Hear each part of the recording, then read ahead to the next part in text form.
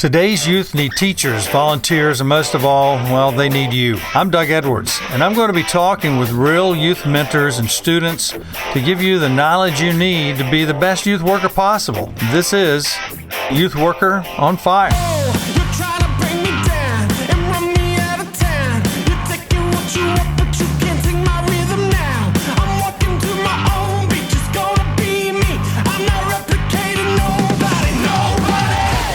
So today we want to talk about the secrets to student ministry. Now, the ultimate secret is the gospel is the good news, and Scripture talks about this, and Paul talks about it in different ones, that there's the mystery of the gospel. But we're going to talk about secrets, and there are secrets to success in student ministry, and they're obvious to some, but they're not obvious to others. Jesus said this to his disciples. They were asking him, why do you speak in parables? And he answered, because the secrets of the kingdom of heaven have been given for you to know, but it has not been given to them.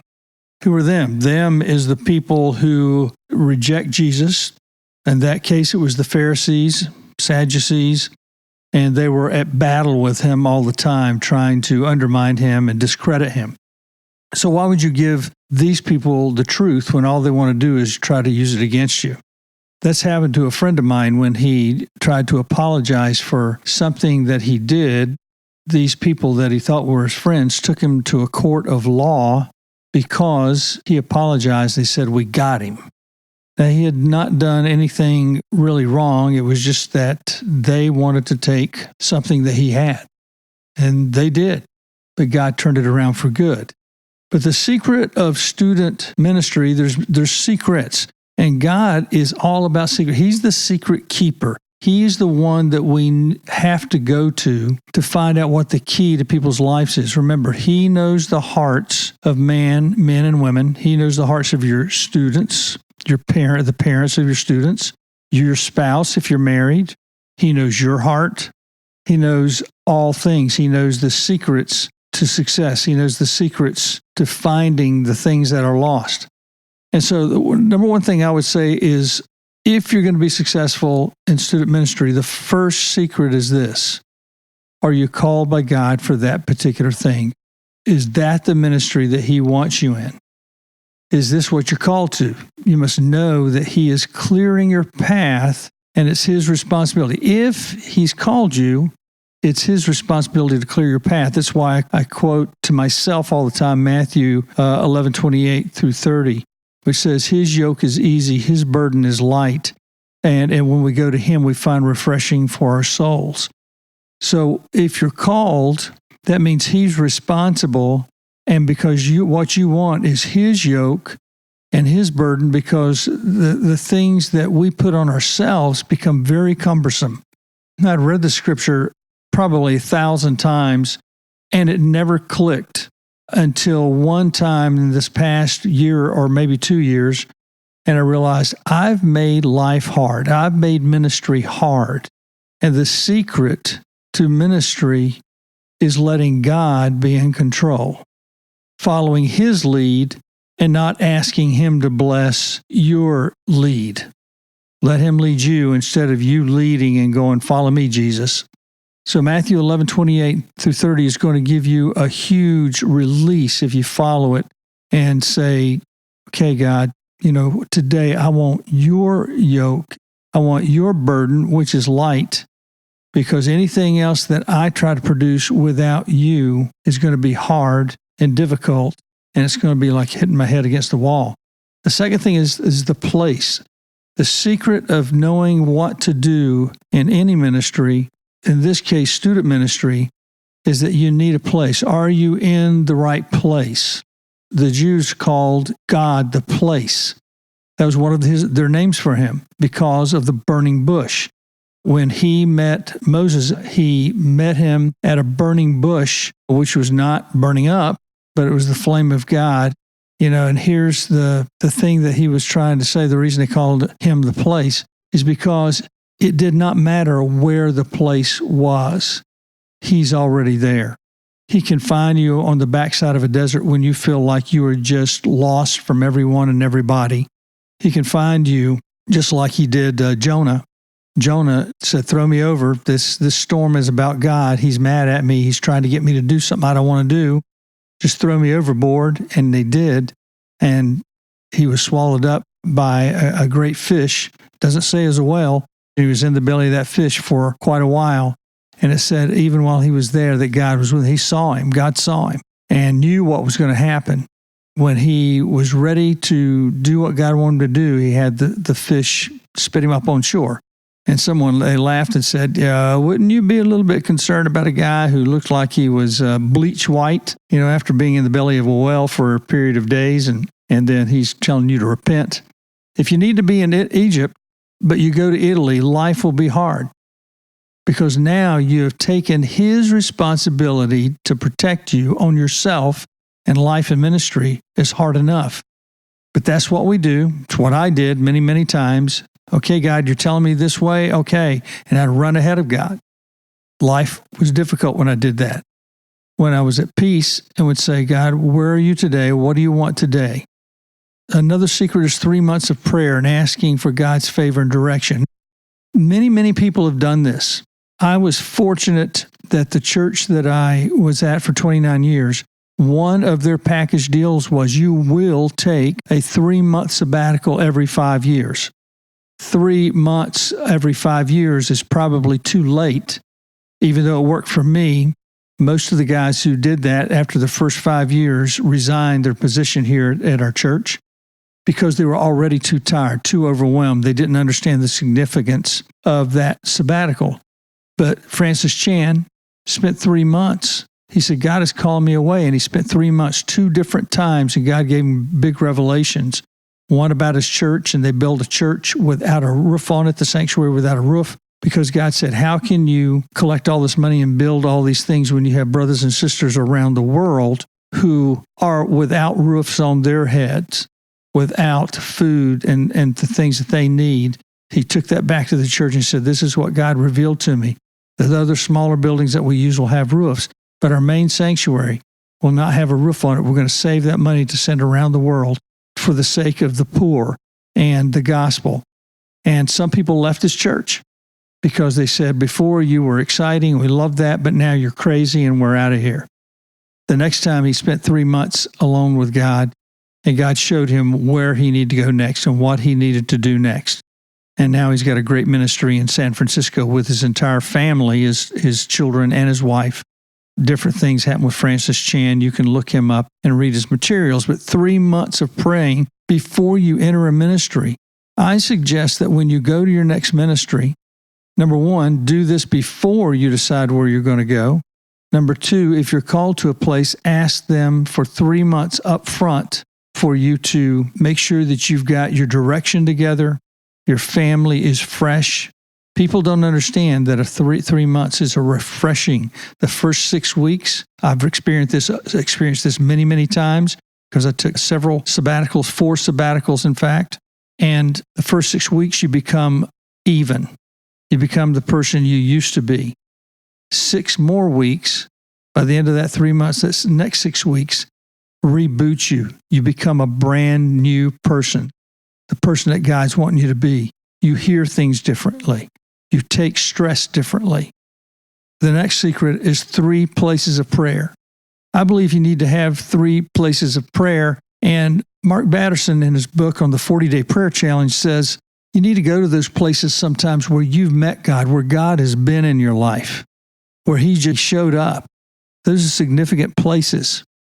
And for me, one has been a particular chair in my house. Now it's an office. That's the first place, the number 1 place for prayer for me. The second place is a place at the University of Appalachian State University. I went there, and that student center is no longer there. But when I was there, there's a student center, and it had a chapel.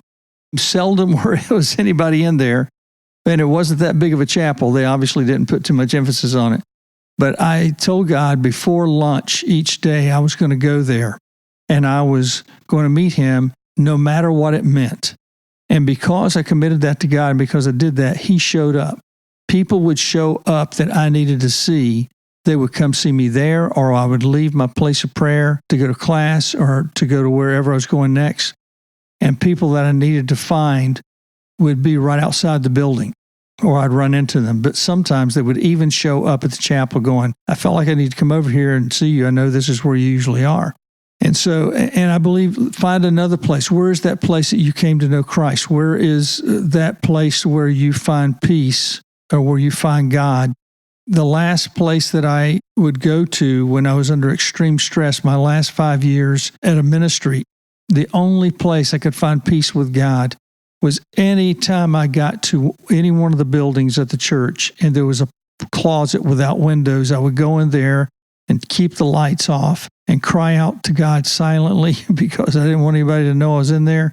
And He would give me peace. He would show up in that dark, silent place.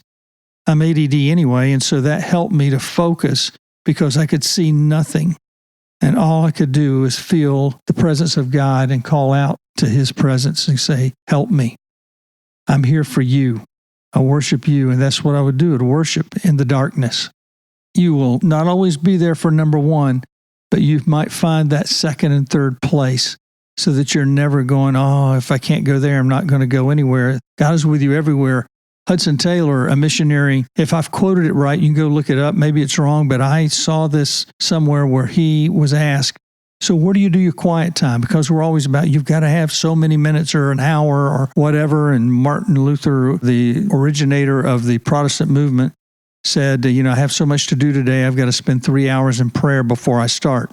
But when Hudson Taylor, missionary to China, was asked, when do you have your quiet time? When do you do your prayer with God? He says, I pray to God as I'm running for the trolley in the mornings to go to my next destination. In other words, God has got me so on the move that He is meeting me wherever I am and while I run. That's my take on it anyway. So God's going to meet us in different places, but identify those 3 places. I believe that that is the secret to success in student ministry and for you as a youth pastor or you as an individual, a volunteer. Biggest achievers. You need to surround yourself with the biggest achievers. You are the cumulative effect of the 5 people you spend the most time with. I found that I did not spend my biggest and best times during part of my ministry with the strongest people. But when I did, stronger ministry happened. People who scare you. I used to say, if you're not, you need to be around people who scare you. Now, what I meant by that was people whose visions are so much bigger than you. The people who win in ministry or win in life, period. Especially if they're believers. You can learn from believers and non-Christians, believers and non-believers, but try to surround yourself with great, great people. I have one friend who entered into Youth for Christ with. Later, God just kept progressing him from music to student ministry and finally to writing scores for MGM and Universal Studios. And then his private business took off and he became a movie producer, produced many movies. He's just so far beyond whatever I thought I would do or could do, and my mind didn't even go there. But when I'm with him, he makes me dream bigger just because I'm with him. There's another guy who's created incredible ministry. He was a throwaway kid, and both of these guys are on my podcast. But whenever I spend time with Jay, he overwhelms me with his vision, and he's so kind about it. Both these guys are very kind. They're very accepting of me, even though I'm not bringing a whole lot to the party compared to them. Every time I'm around him, he has another vision. There's more vision. They're adding to the vision of his original vision. And the who's who throughout the United States and throughout the world know him. And so these type of people scare me. I have another missionary friend, a couple of them, that they build these missions for student ministry. I found it hard to even take kids to student ministry, even though I did it a lot for me and for a youth pastor. But Youth for Christ taught me to dream bigger and go beyond. I didn't want to go to a church because the dreamers around me were so big that most churches could not contain the dreams that people had placed inside me. But God put me in a place and in a church that I could achieve those dreams without certain aspects of being in a tougher setting of ministry. It's hard to believe there's something tougher than the church. But parachurch organizations, I call them the special forces of student ministry and of evangelism. So who are those big achievers? Those people who scare you because their visions are so big. But what it will do, it's going to do for you what the Rocky Mountains did for me. When I went to the East Coast and took all the students skiing and snowboarding and things like that there, we would look over, Buddy and one of my volunteers every year, we'd look over the edge of this particular place. I think it was Skipjack in West Virginia, that particular run. It's Snowshoe, West Virginia. And every time we come up to it, and we'd have to look over the edge to find out what path we're going to take because it's kind of treacherous in that first part. And every year we do that. So one year I spent 3 days in Colorado skiing with great skiers, giant mountains. A place called Copper Mountain was where I learned to ski Colorado. And I remember moguls and long runs that were just almost straight down, falling and getting up and all those things, but filling those skill sets, building in just 3 days. And so the next time that we went to West Virginia and with high school students, I took this friend and we went to the edge, and I said, and what we'd do before, we'd watch people just fly over. They wouldn't stop. They wouldn't look where they were going. They'd just go to the edge and keep skiing. Those guys were really great. So I said to my buddy, watch this. And I did the same thing. I didn't look over the edge. I started at the top, and then when I got to that ledge that you couldn't see over, I just flew over. And he's going, man, what happened? How in the world did you do that? I said, I've been to a bigger mountain.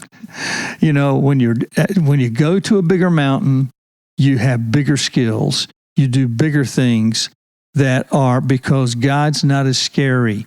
The big mountain is not as scary because you respect it. But now you see things that you did not see before. You have skills. And so I tell you also, too, they told us it's always better to go to the biggest possible ministry possible and be number 2, number 3, go there and intern or whatever, or be hired by the biggest church because you can always go smaller, but it's hard to become bigger when all you know is what is small vision, small area. So even though I was in a small area, I understood the entire area, the entire county, because I have a lot of scary people in my life. And that's one of the secrets to great ministry. Those big achievers that are much bigger than you. If you're the smartest person in the room, you're in the wrong room, change rooms. That's what business says. And it applies supremely to ministry, to student ministry, to life in general. If you're the smartest person in the room, you're in the wrong room. Find another room. Stay humble. One of the main secrets to student ministry is stay humble. It's him, it's not you. If you're a rock star and you see ministry just really growing fast, or you are real charismatic and people are drawn to you, you're getting ready for a fall if you don't have a group of people around you to check and balance you and to protect you from falling. I've seen the greatest of the grace, personal friends of mine, fall into all kinds of sin because of pride, because they thought, you know what, I've arrived. Nothing can touch me now. Something can always touch you. Satan is prowling around like a roaring lion, seeking who he may devour.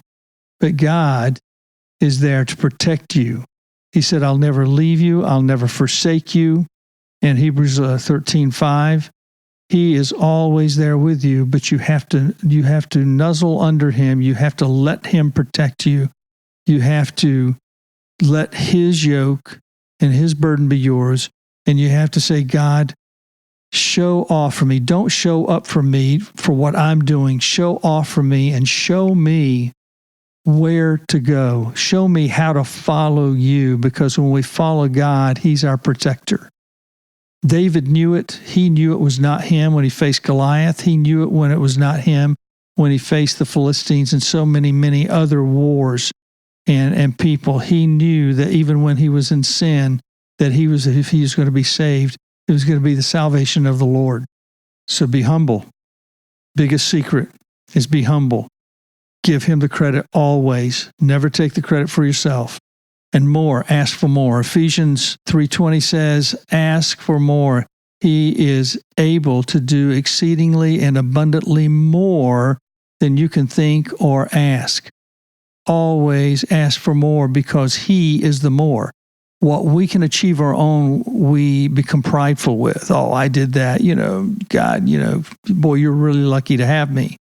And believe it or not, people actually think that way and say that about themselves when they get to a certain point of pride.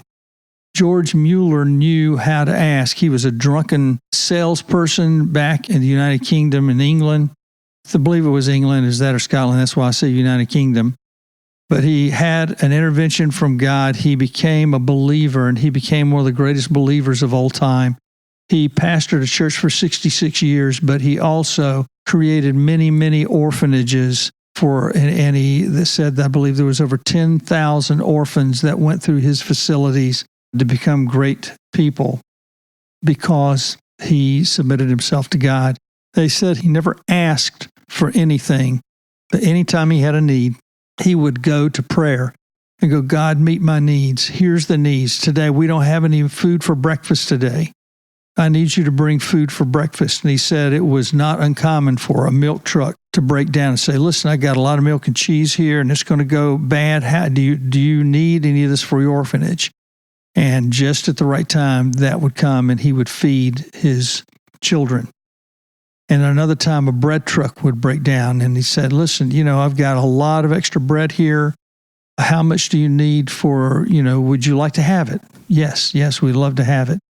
And it said that I believe if what he collected over his ministry's life, the things he prayed for that he never asked anyone but God for, I believe it said that it would equal over $100 million if it was in our cash today, according to our currency's value. Major in your strengths. Major in your strengths. Listen, it's up to you to do what God has gifted you to do. That's why people hire you, by the way. Dr. John Maxwell's philosophy was just that. He told a bunch of students in Singapore, he said, your teachers are not going to like this, your professors. But I tell you that if you're great in math and you are lousy in English, your English studies, he said, drop English and focus on your math because they're going to hire you because you're a math genius. Get better and better at what your strengths are. But the other side to that is this. In our weakness, God is strong. The other secret is we do what we're strong at. That's our responsibility. But let God use us in our weaknesses. Often, baseball players that I was chaplain for the Lake Sumter State baseball team for many years, and I would tell them this, and I'd say, coaches, I hope this doesn't mess you up. But we found this out in leadership. You hired these guys, you gave them scholarships for their strength. But we always work on their weaknesses. But I tell you to work less on your weaknesses, work some but less, and focus mainly on the strength that got you here, because it's up to God to use our weaknesses. In our weakness, he is strong. He uses those who are weak to accomplish his task. So let him take care of those weaknesses. Let him straighten out those weaknesses. Don't you take that on yourself. And I didn't understand that for many, many years. But one of the greatest secrets for student ministry or any ministry or a life with God is let him deal with the weaknesses, you deal with your strengths. That God turns weaknesses into strengths. And remember always, it's not our responsibility to do that. It's his. Remember, let God show off. Don't ask him to show up to watch you. Hey, Daddy, I want you to watch what I'm doing. That's what our children do, and we love that. But as we grow older, it needs to be, okay, show me what I need to do. I came back broke from Oklahoma, doing ministry, trying to do things my way. My father, all along since I was 16, said, son, if you will simply let me help you invest in real estate, at the age of 16, you'll be able to buy yourself a recording studio in a few years. You'll be able to do all the things that you want to do. But I was scared, and I thought, if I do that, I'll never be able to do what I really want to do in life and what I believe God's calling me to. But the opposite was true. So when I came back at the age of 25, called my dad up, I left the ministry out in Oklahoma and drove to North Carolina just pure depression. And when I got there, I said, Dad, no more full-time ministry. It's obviously not for me. I just want to stay at home and work with you and show me what to do. I said, I'll sign anything. I'll get any kind of loan, anything you want me to do. I'll do it because you knew all along what I needed. And he says, son, you don't know that you're not going to be in ministry full-time, so let's not go there yet. I would love for you, nothing more for you to do, to build homes with me and do that sort of thing, but you don't know yet what God's doing. He says, but we will go get a loan and we will buy a house and let you paint it so you can rent it out or sell it. It took me all summer to paint that house. I went and we got the money and I signed my life away on that. I didn't have a penny to do anything with, but my father understood that it wasn't a matter of how much was in your pocket. It was a matter of who you knew, and the bank knew him, and they believed in him. And so when I needed a loan for a house, not that I was going to live in, but I was going to rent out or sell, the bank said, here's the money. Because when you have somebody backing you that is a who's who, and God is your who's who, people are going to say, here's the money, here's the ministry. Here's the things that I'm going to put you in charge of because I don't know you, but I know the person that you know. So Youth Worker Nation, there's some of the secrets of student ministry. And God is the secret keeper, and He's also the secret revealer. So keep looking for God. Ask Him to show off in your life. Ask Him for more. And find that place that you can be alone. And I cannot say it enough. Before you enter that next ministry, find 3 months. I don't know how you're going to do it. I don't know how God's going to do it, but trust me, He wants you to take 3 months, you and your family, to rest before you enter that next speed race of ministry. There's plenty of time to be fast and hard and strong. But the biggest need is you take those 3 months to reboot your life, because most probably you are already too tired and you don't know it before you start. That's it for today, Youth Worker Nation. This is Youth Worker on Fire, Doug Edwards. We'll see you next time. You've been listening to the Youth Worker on Fire podcast. If you like what you hear, please subscribe and tell your friends. Also, leave a comment and tell us what you think. Stay tuned for more informative episodes.